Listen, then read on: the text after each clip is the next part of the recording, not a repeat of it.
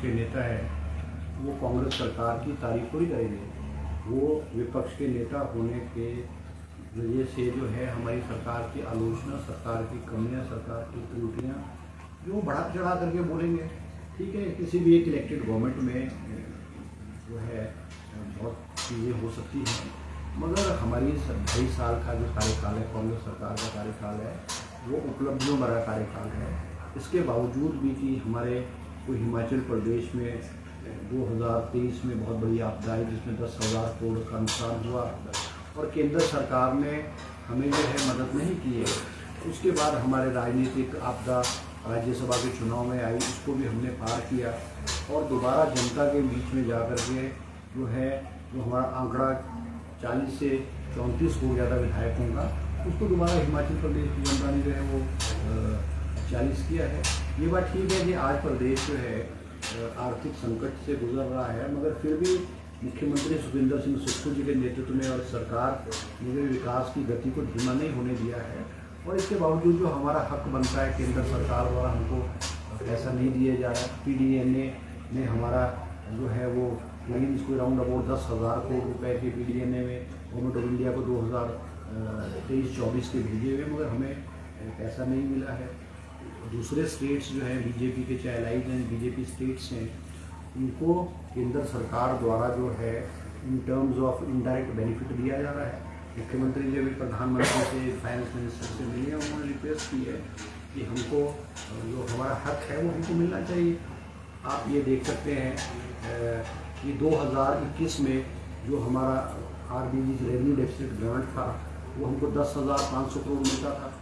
वो घटते घटते इस वर्ष 2025-26 में हमारी रेवेन्यू डेफिसिट ग्रांट जो है वो 3,200 करोड़ रुपए आ गई है। 2021 और 2025 में 7,000 करोड़ रुपए का अंतर आएगा, तो निश्चित रूप से जो है विकास प्रभावित होगा।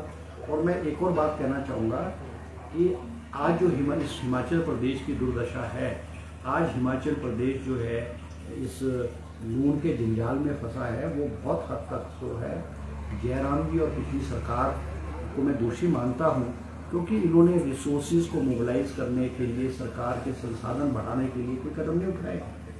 2022 में जब चुनाव नज़दीक आया, आखिरी 6 महीने में इन्होंने 1,000 जो है संस्थान खोल दिए, जिसमें बजट का प्रावधान नहीं था, पैरामीटर पे वो बैठते नहीं थे, फाइनेंस की उसमें स्वीकृति नहीं थी। और सबसे बड़ी बात है कि HRTC में जो है लास्ट के 6 महीने में महिलाओं के लिए जो है 50% जो है वो किराया माफ़ कर दिया। आज HRTC जो है कर्ज में डूबी हुई है। आज HRTC के वो अपने ड्राइवर्स, कंडक्टर्स, रिटायर्ड एम्प्लॉइज़ को जो है GPF पेंशन देने के लिए पैसा नहीं है, मगर सरकार उनको एड दे रही है। आज इलेक्ट्रिसिटी बोर्ड में बीजेपी ने 4.5 साल कुछ नहीं किया। 4.5 साल बाद जो है जब चुनाव नज़दीक आया, उन्होंने 125 यूनिट बिजली के फ्री कर दिए चुनाव के मद्देनजर देखते हुए। और आज इलेक्ट्रिसिटी बोर्ड को जहां सरकार 800 करोड़ रुपए सालाना दिया करती थी, आज 2,000 करोड़ रुपए जो है वो सालाना सरकार को देने पड़ रहे। आज इलेक्ट्रिसिटी बोर्ड की वित्तीय हालत भी जो है वो खराब और दयनीय हो चुकी है। तो बहुत सारे इश्यूज़ हैं जो पिछली सरकार के से जो है हमें विरासत में मिले हैं। ठीक है, हमें हिमाचल प्रदेश की जनता ने आशीर्वाद दिया है, हमें हिमाचल प्रदेश की जनता ने सत्ता दी है। इन सारी झंझटों से, इन सारी दिक्कतों से जो है निवृत्त करेंगे। बट ठीक है कि हॉस्पिटल में जो 10 रुपये पर्ची लगाई वो तो रोगी कल्याण समिति का फैसला था, वो कोई सरकार के आदेश अनुसार थोड़ी हुआ है। वो तो रोगी कल्याण समिति जो है वो अपने रिसोर्सेज जनरेट करने के लिए समय समय पर जो है जो चाहे टेस्ट का जो रेट्स हैं उनको बढ़ाती है, चाहे वो पर्ची जो होती है उनको उसको उन्होंने रोगी कल्याण समिति ने किया हुआ है।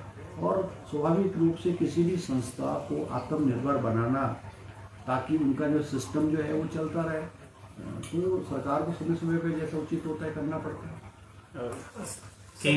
बीते कुछ दिनों से लगातार जो औद्योगिक क्षेत्र है वहाँ पर से कुछ अवैध तरीके से शराब निर्माण की बात भी सामने आई थी। एजेंसी की ओर से वहाँ पर छापेमारी की गई, उनके पास लेबल भी बरामद हुए।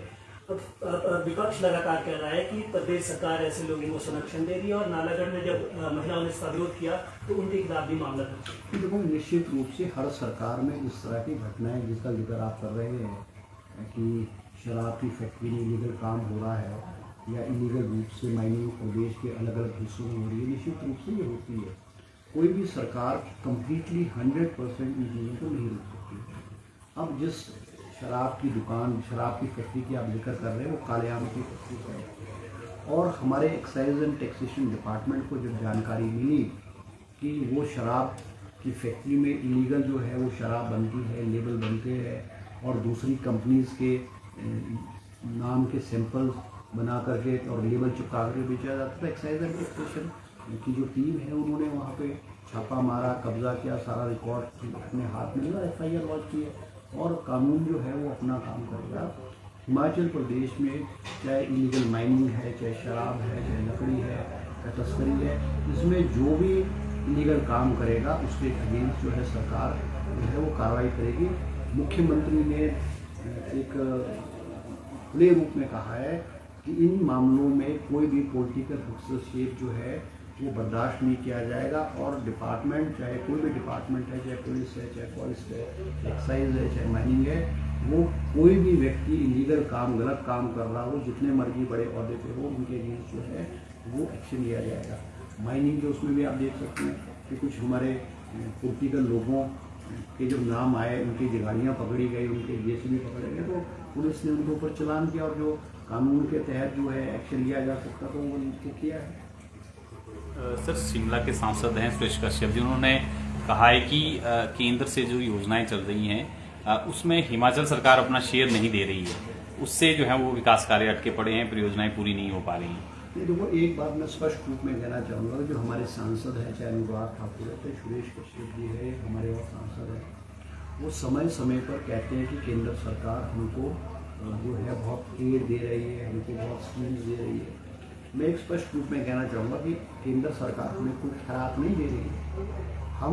हमें जो मिल रहा है वो हमारा हक है और वो ना केवल हिमाचल प्रदेश को मिल रहा है, मगर हिमाचल प्रदेश के अलावा हिंदुस्तान के जो 29 राज्य हैं, हर स्टेट्स को जो उनका शेयर है, उनका हक है, वो हमको मिलता है। अब प्रधानमंत्री सड़क योजना में अगर हिमाचल प्रदेश में सड़कों के लिए पैसा आया तो वो तो हमारा हक है। हमको प्रधानमंत्री आवास योजना है, प्रधानमंत्री सड़क योजना है, या मनरेगा है, या और जो केंद्र स्पॉन्सर्ड स्कीम्स है, वो कोई ऐसा थोड़ी कि जब से केंद्र में भाजपा की सरकार आई तभी मिलता था, उससे पहले हमको नहीं मिलता। ये एक सेट पैटर्न है जो हर स्टेट को मिलता है। हम बीजेपी के लोगों से ये पूछना चाहते हैं, आपने हिमाचल प्रदेश को हमारा जो हक है, हमारे जो राइट्स हैं, चाहे किसी भी स्कीम है, उसके अलावा एक नया पैसे की scheme over and above the sanctioned and normal scheme के अलावा इन्होंने हमें दिलाया, एक नया पैसा नहीं दिलाया हमको। जब हमारे सांसद प्रतिभा सिंह जी सांसद थी, वो नरेंद्र मोदी से मिलने गए और ये बाकी जो सांसद हैं उन्होंने चिट्ठी लिखी और भाजपा के सांसद को कि आप प्रतिनिधिमंडल में हिमाचल प्रदेश में जो 2023 में आपदा आई है, जो नुकसान हुआ उसके लिए आप पैसे मांगने के लिए वो नहीं गए। तो ये एक कहने की बात है, चुनावी जो स्टेटमेंट है, बोलने की बात है, मीडिया में बोलते रहते हैं, मगर हमको केंद्र से ओवर एंड अबव जो हमारा हक है, किसी भी स्कीम के लिए हमको पैसा नहीं है।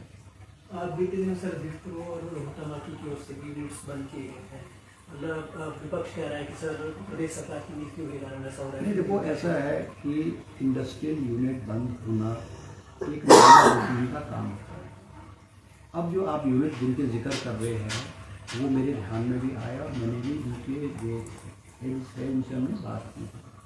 कुछ यूनिट्स का तो ये कहना है कि हमारे को जो हमारी जो प्रोडक्शन है, हमारी जो कंजम्पशन है, जो उनकी मार्केटिंग करते हैं, उसकी डिमांड कम हो गई है। अब इंडस्ट्री को हम सिर्फ फैसिलिटेट करते हैं, हम इंडस्ट्री को ज़बरदस्ती चला नहीं सकते।